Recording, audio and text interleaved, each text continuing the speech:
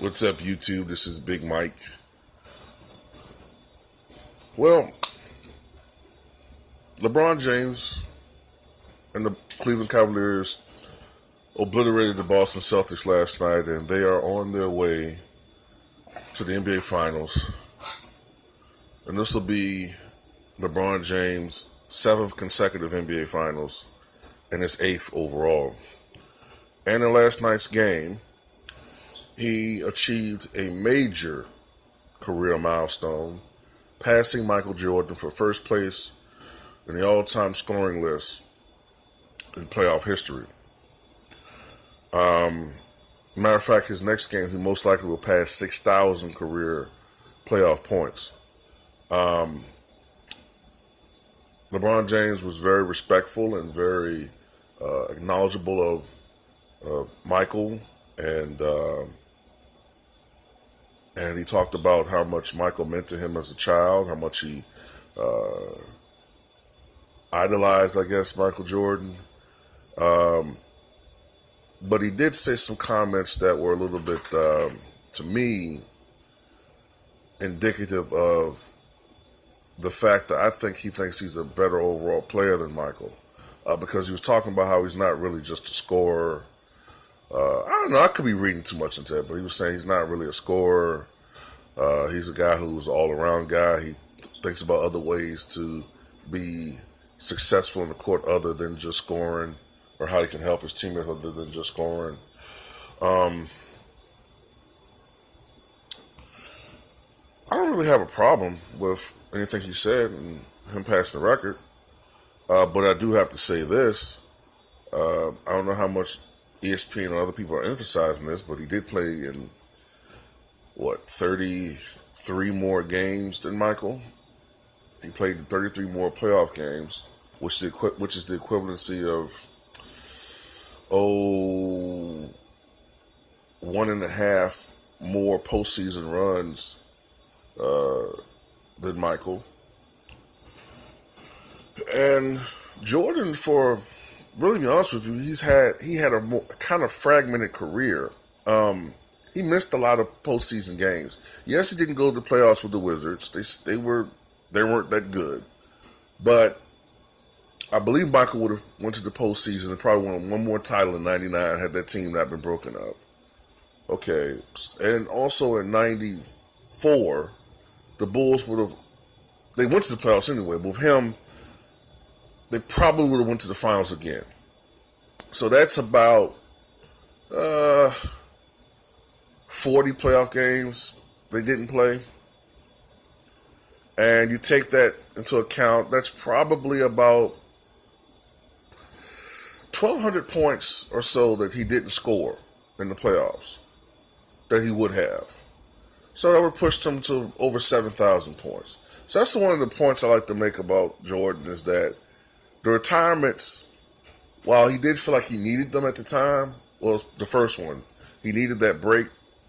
Had he kept playing, some of these records would have been really, really, well, I'm not going to say LeBron would have been out of sight. He still could have reached it, but it would have taken him a lot longer. But other than that, congratulations to LeBron James on passing a terrific milestone. I thought Kobe was going to do it, actually, but after 2012-ish or so, the Lakers and Kobe just deteriorated, and it really didn't go to the playoffs anymore. So, but I thought Kobe was going to break that record. I thought he was going to break it by quite some margin. LeBron James also is close to passing Reggie Miller for second all-time in career three-pointers. But I gotta say this, though. I have to say this. And this is just being fair, okay? And I'm not hating on anybody. I'm not going to be people who say I'm hating on LeBron James, but I'm just speaking a fact. You know, people have bastardized that term hating so much that they don't even know what the true meaning of it is. You don't see me making videos shitting on LeBron James all the time. But anyway, a lot of LeBron James's records are what you would call longevity records. records that are achieved or milestones that are achieved because he played so many more games in playoffs than other people. Like my greatest example that I tend to use of a longevity guy is Robert Parish. Robert Parish played 21 seasons. He scored 23,000 points. I think he grabbed 14,000 rebounds. Those are tremendous numbers.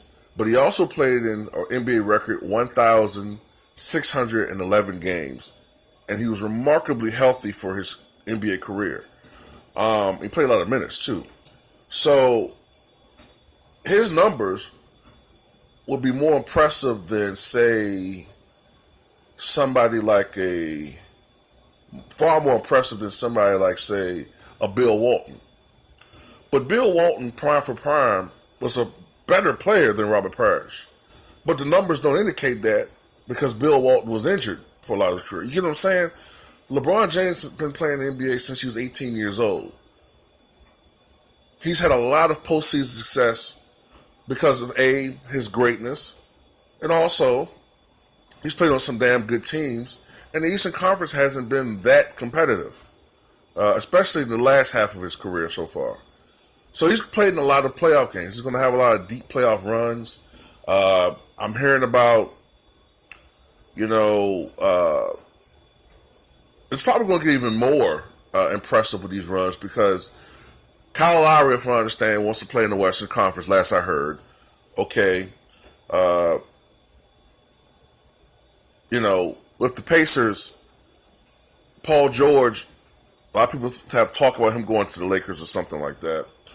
So that's one of those things. I just think that, unless Milwaukee really gets it together, I don't really see a lot of competition for the Cleveland Cavaliers right now in the immediate future.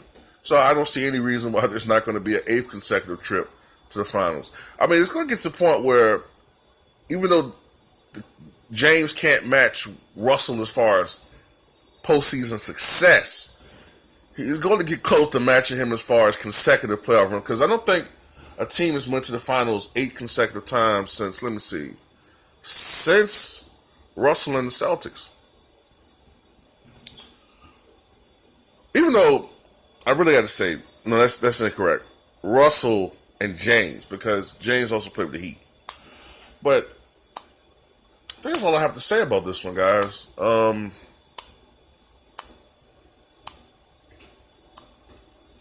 don't really see any competition for James and the Cavaliers. I thought I heard something about Chris Paul is interested in joining the Spurs. That's a good pickup.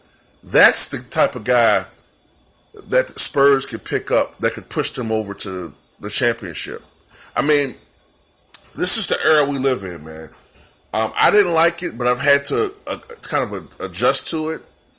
This is the super team era, where there's going to be like 2 or 3 super teams, and everybody else is just watching. Everybody else is just playing, really, because there's only going to be 2 or 3 teams that's going to really have a chance to win a title. If Chris Paul joins the Spurs, it's really just going to be Golden State, Cleveland, and the Spurs, and that's it. And I know some people are like, well, there's always just a couple of teams that, yeah, but there also usually are other teams that are at least competitive. Like in the 90s, the early 90s, the Bulls, I'm talking about the very, very early 90s, like 90, 91, especially 91. There were some legitimate teams that were championship caliber. The Bulls, the Pistons, the Celtics, before injuries really hit them that year. Portland, and ultimately the Lakers, who overachieved that year. That's 5 teams right there. Okay, then you had the Spurs, who were up-and-coming team. They won like 60 ball games. You get what I'm saying? There were other teams that were on the horizon that could be threatened. They were. This was after the Lakers had their stretch of dominance. The Celtics, even though they kept on to those big 3 a little bit too long, they still had added on some pieces. Reggie Lewis. They had a team that had to change its style. Bird had to become more of a facilitator. But they were a team at one point in time that was the best team in the Eastern Conference until injuries really hit them, and then the Bulls overtook everybody. But that's just an example I want to take. And tell me what you guys think in the comment section about LeBron James and his achievement last night.